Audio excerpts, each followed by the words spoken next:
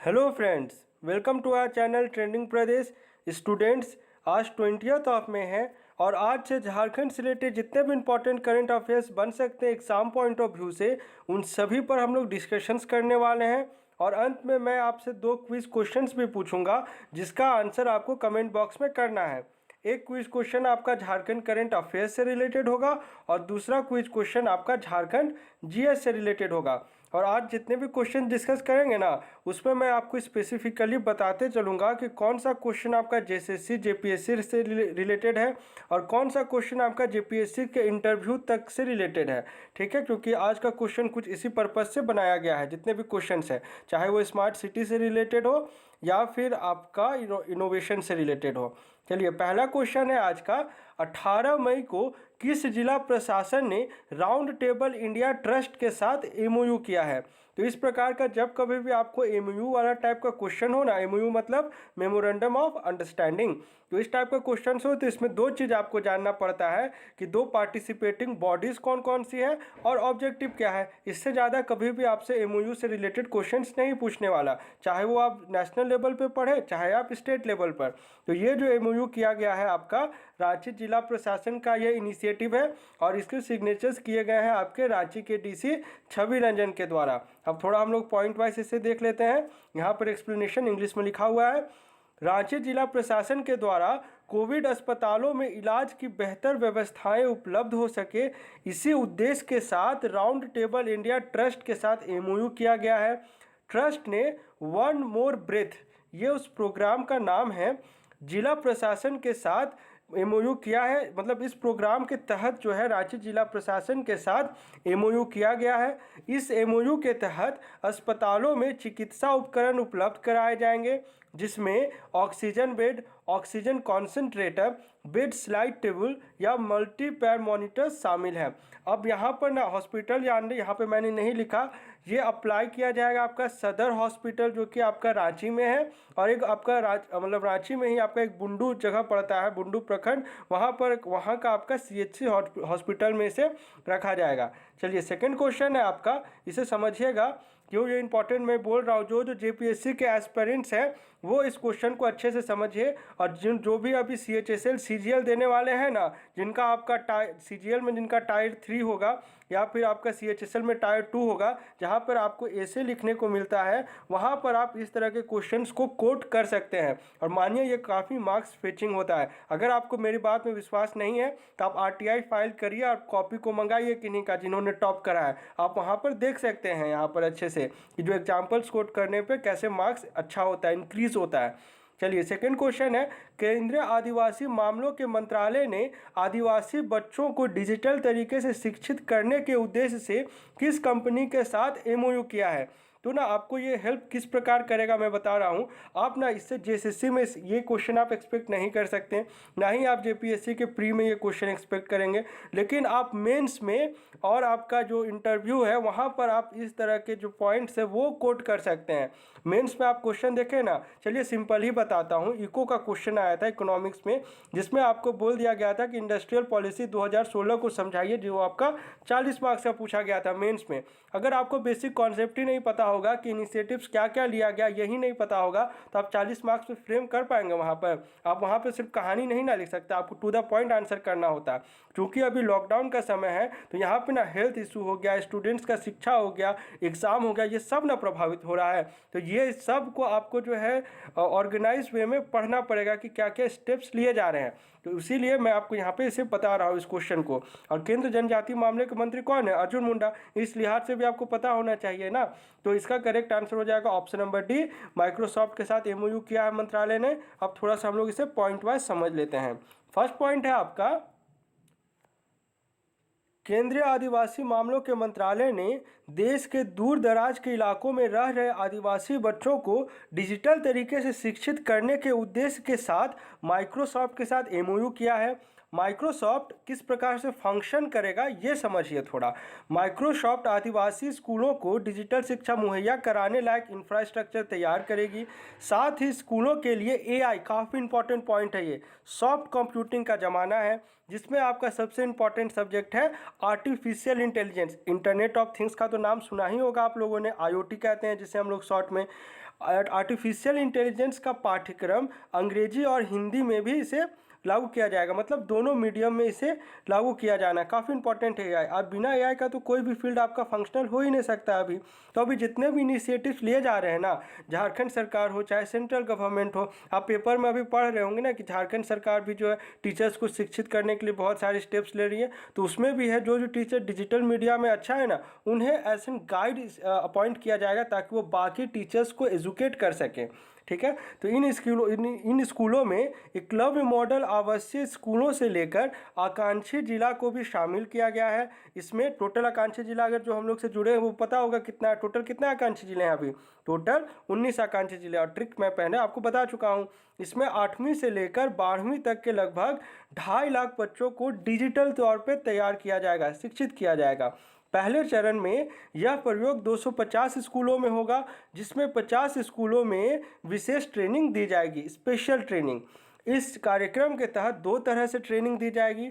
बच्चों को डिजिटल तौर पर शिक्षित करने के साथ ही शिक्षकों को भी डिजिटल तौर पर ट्रेन किया जाएगा। जो मैंने आपको बताया ना, झारखंड सरकार जो कर रही है वही चीज़ सेंट्रल लेवल पर भी किया जाना है। और इस काम के लिए मंत्रालय द्वारा चयनित 5000 शिक्षकों को भी पेशेवर ट्रेनिंग दी जाएगी, जो मैंने अभी आपको समझाया किस प्रकार से फ्रेमिंग किया जाता है। साथ ही 500 मास्टर ट्रेनर तैयार किया जाएगा, जो कि आपके बाकी टीचर्स को एजुकेट करेंगे।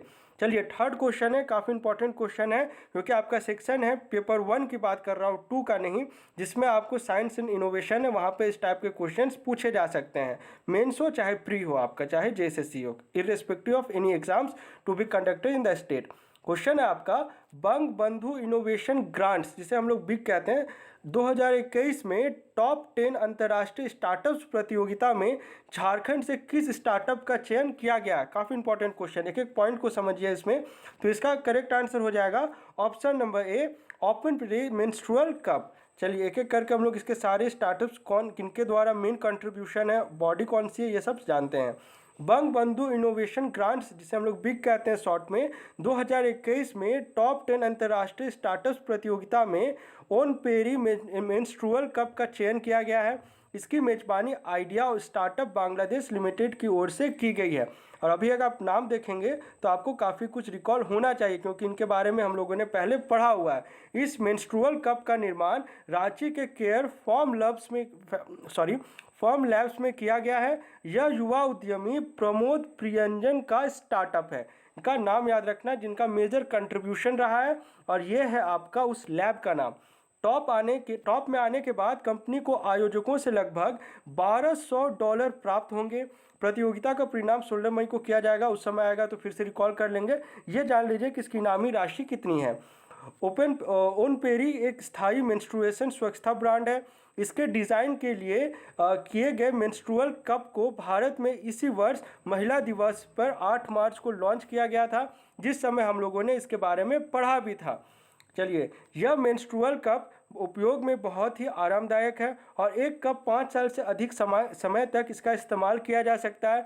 इसकी क्षमता 750 से भी अधिक सैनिटरी नैपकिन की है और इसे जो है इतो मेडिकल ग्रेड सिलिकॉन के साथ बनाया गया है। जो यूज़ किया जाने वाला कंपोनेंट या कंपाउंड कह लीजिए उसका नाम।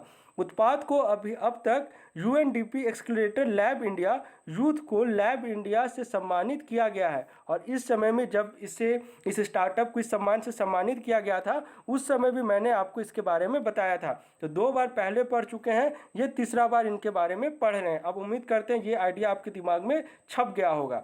फोर्थ क्वेश्चन है, ये भी इंपॉर्टेंट क्वेश्चन है। ये तो आपको JPSC JSSC जो भी एग्जाम झारखंड में होने वाला है, किसी में भी आपसे पूछा जा सकता है प्री में। चलिए, फोर्थ क्वेश्चन है आपका, स्मार्ट सिटी मिशन रैंकिंग में झारखंड का पूरे देश में कौन सा स्थान रहा है? कौन सी ranking? Smart city mission ranking. इसमें रांची की भी रैंकिंग देखेंगे, क्योंकि सिटी की भी रैंकिंग इंपॉर्टेंट होती है। तो इसमें झारखंड ओवरऑल अगर बात की जाए तो पहला स्थान रहा है, और रांची की अगर बात की जाए तो 12वीं पोजीशन पे है रांची। और जो रिलीजिंग बॉडी है जिसने रिलीज करा वो है आपका central urban and housing ministry. किनके अंडर आता है? हरदीप सिंह पुरी। चलिए, अब हम लोग एक एक करके सारे पॉइंट्स को इसमें समझ लेते हैं। मैंने पूरे डिटेल में नोट्स बनाया है ताकि ये सिर्फ आपका प्री तक का के नहीं निकले, ये मेंस तक आपका काम आए, इंटरव्यू तक काम आए। इसलिए बोलता हूँ जो भी पीडीएफ हम लोग अपलोड करते हैं ना उसे संभाल के रखिएगा, ताकि जब आप इंटरव्यू फेस करने जा रहे हो वहाँ पर आप जो कोचिंग इंस्टीट्यूट्स होगा ना उस समय देखिएगा कितना फीस हाइक कर देता है, उस समय आपको सहूलियत होगा। केंद्रीय आवासन एवं शहरी कार्य मंत्रालय की ओर से जारी ताज़ा रैंकिंग के अनुसार स्मार्ट शहर बनाने के मिशन में झारखंड पहले नंबर पर है, बिहार 27वें नंबर पर। नेबर है ना, पता होना चाहिए। स्मार्ट सिटी रैंकिंग में झारखंड 2018 में भी टॉप पर रहा था। देश के टोटल 36 राज्य और केंद्र शासित प्रदेशों के 100 शहरों में स्मार्ट सिटी की योजनाएं चल रही हैं। स्मार्ट सिटी मिशन की टोटल पार्टिसिपेटिंग नेशंस कितने हैं? 36, मतलब नेशंस ने, सॉरी, स्टेट्स एंड यूटीज। शहरों की रैंकिंग में रांची का कितना स्थान है? 12th। देश की राजधानी दिल्ली भी इससे केवल एक ही पायदान ऊपर यानी कि 11th। यानी काफ़ी बहुत अच्छा झारखंड का यहाँ पे प्रदर्शन रहा है। न्यू दिल्ली जो नगर निगम है आपका वो 41st और पटना तो 68वें स्थान पर रहा है। तो देख रहे हैं ना, काफ़ी अच्छा इंप्रूवमेंट है। ये जो है ना, मैंने यहाँ पे सारा वो कैटेगरी लिख दिया है जो आपको पढ़ना है। मैं यहाँ पे इसे नहीं बता रहा हूँ, जो जब आपको पीडीएफ मिलेगी आप पढ़ लेंगे। जो 2-3 चीज़ मुझे अच्छा लगा उसे समझ लीजिए। सिर्फ आप समय पर टेंडर प्रक्रिया का निष्पादन किया जाना, और एक आपका था सिटी लेवल एडवाइजरी फोरम की समय पर बैठक आयोजित कराना। बाकी तो जो नॉर्मल किया जाता है वही चीज़ है आपका, सेम आप पढ़ लेंगे इसे। 1-2 पॉइंट भी याद रह गया तो आप वहाँ पे कोड कर पाएंगे। चलिए, रांची में स्मार्ट सिटी मिशन के तहत सबसे महत्वाकांक्षी परियोजना धुरवा क्षेत्र में 656 एकड़ जमीन पर नई नगरी को बसाने की परियोजना चल रही है।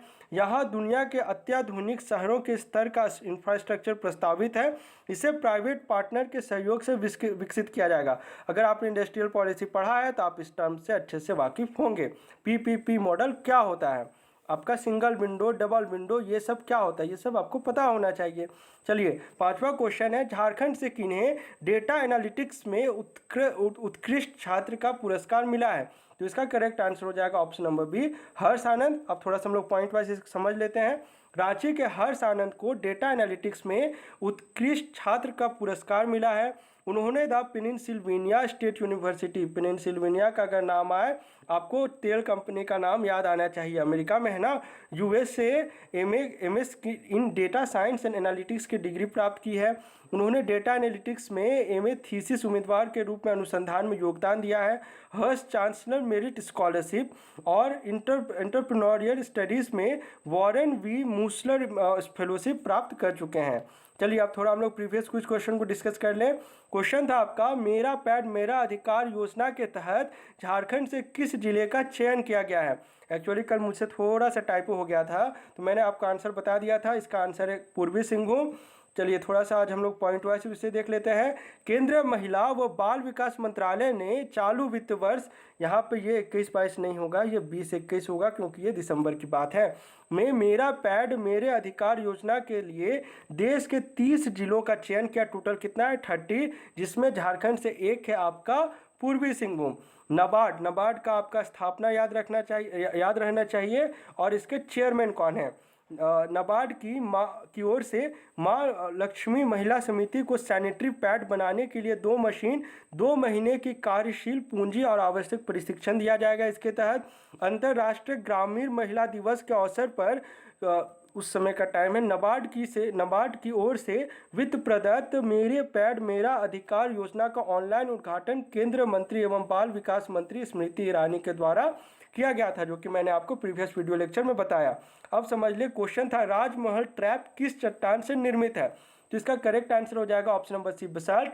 आप में से मैक्सिमम ने इसका करेक्ट आंसर किया। बसाल्ट कहिए या बसल्ट कहिए, जो भी कहना, प्रोनाउंसिएशन में ब्रिटिश इंग्लिश के साथ जा रहा हूँ तो उसे बसाल्ट कहा जाता है। ठीक है, चलिए, आप में से मैक्सिमम ने करेक्ट आंसर किया, कॉन्ग्रेचुलेशन। आज के लिए आपका क्वेश्चन है, इससे करें। हाँ, ये थोड़ा ट्रिकी है, पहला नहीं पूछ रहा हूँ, 5वां। झारखंड का 5वां तंबाकू मुक्त शहर किसे घोषित किया गया? आपके ऑप्शन है रांची, बोकारो, सरायकेला, खरसावां या फिर ऑप्शन नंबर डी।